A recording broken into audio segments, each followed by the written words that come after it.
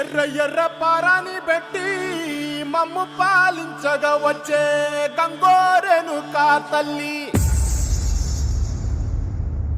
నల్ల నల్ల కాటుగా పెట్టి మమ్ముదయ చూడగా వచ్చే గంగోరెను కా తల్లి, కల్లు కల్లు గజలు కట్టి మమ్ము నడిపించగా వచ్చే గంగోరెను కా తల్లి.